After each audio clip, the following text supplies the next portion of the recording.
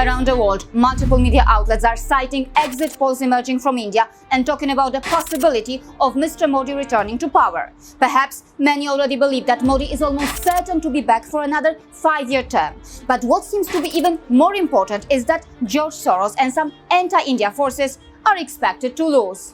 Many in India, as expected, are celebrating this, and then there are those who are greatly disappointed. But who are those who seem disappointed? Well, to start with, take a look at this. And this.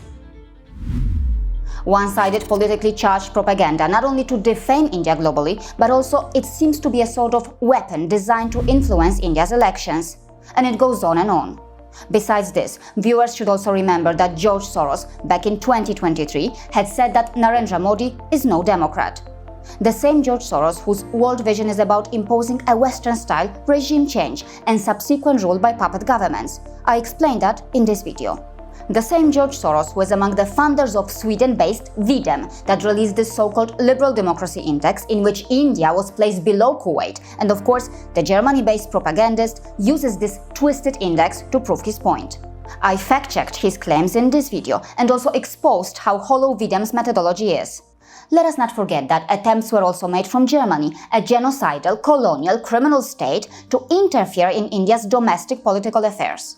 Yes, the same Germany where churches continue to control key affairs, and a country that pretends or claims to be a democracy but is more like a hybrid theocratic state with a neo-Nazi twist. Something that I exposed in this video in a way that has never been done before.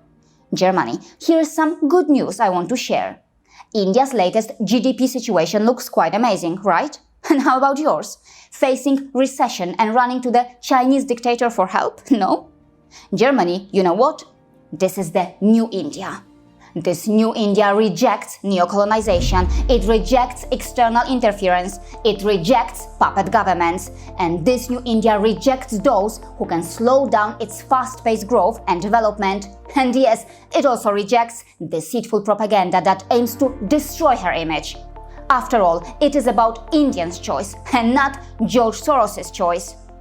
Regardless of who leads India, India's growth and the process of India reclaiming its rightful position in the world should not slow down or stop.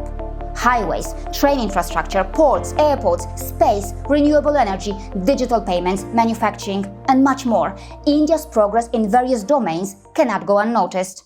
This momentum should continue, and it is not just good for India, it is also good for the global economy. We shouldn't forget that the Western media has a questionable track record when it comes to spreading fake news or propaganda globally, something that I explained in this video. Multiple media outlets in the West are influenced or controlled by the church, and then there are these deep state and the neo-colonization factors. Not so long ago, this report explained how UK's Foreign Office's identity is somewhat elitist and rooted in the past. For example, the UK needs to come to terms with the new global order and the re-emergence of Bharat. As reported here, the balance of geopolitical power is shifting alongside economic power. The world's economic gravity is moving back towards the east, driven by growth in China, India, and Southeast Asia. So, BBC, listen carefully.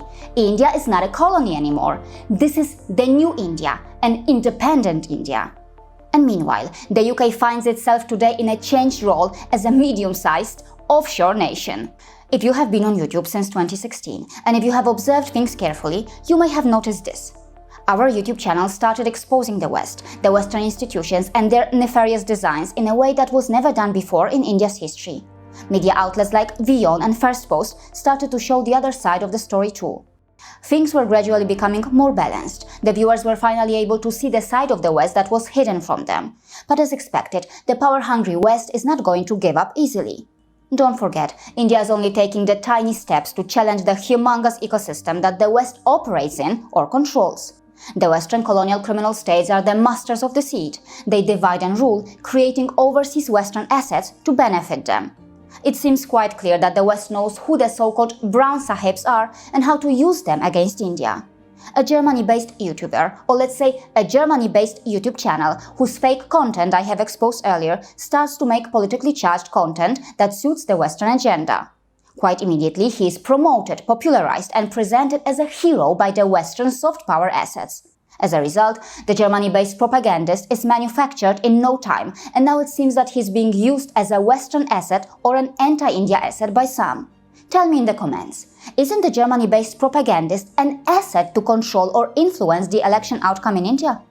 Tell me, isn't the Germany-based propagandist an asset to interfere in India's domestic affairs and India's social media landscape? Isn't the Germany-based propagandist an asset that can help install a George Soros-friendly puppet regime in India? From Gandhi-phobia to Modi-phobia, the West has come a long way, but its character has hardly changed. I explained that in this video. But in the Western world, there are people who see the West's ugly designs to maintain its hegemony or to influence global affairs. Occasionally, they raise their voice against it, but unfortunately, their numbers seem to be few, very few. For example, Chris Blackburn, in his article, mentions that one challenge is the tendency to view India through a narrow lens shaped by preconceived notions or sensationalized narratives. This can lead to oversimplification and distortion of issues, perpetuating stereotypes. He adds, bias also influences coverage, with Western media outlets sometimes prioritizing narratives that align with audience interests or geopolitical agendas. According to Chris Blackburn, Western media often falls short of accurately capturing India in all its vibrancy. Despite India's increasing significance in geopolitics and culture, biases, constraints, and misinterpretations frequently cloud the coverage. As far as my perspective regarding India's election is concerned, I would like to say this. We will know on June 4 whether India gets a George Soros-friendly puppet government or not. Being a mother of two Indian citizens who has made India her home, I have the right to talk about India's domestic politics, but I try my best not to talk about India's domestic political parties and its domestic politics. No matter who becomes the Prime Minister of India or who forms the government, I will continue to stand for India and Indians on the global stage. And in the end, I want to say a big thank you to every viewer and to every content creator who has supported us and has stood for us as we face all this. Despite our efforts and the seriousness of the problems that we are facing, nobody in the Indian government has approached us. We are patiently waiting for June 4, and once the new government is formed, we will do our best to visit several ministries in India to make them fully understand our case. Mark my words, I will do what it takes. But the Germany-based propagandist fake content that I have exposed cannot remain on YouTube forever. It will be removed. Yes, I repeat, the Germany-based propagandist fake content that I have exposed will be removed. See you again.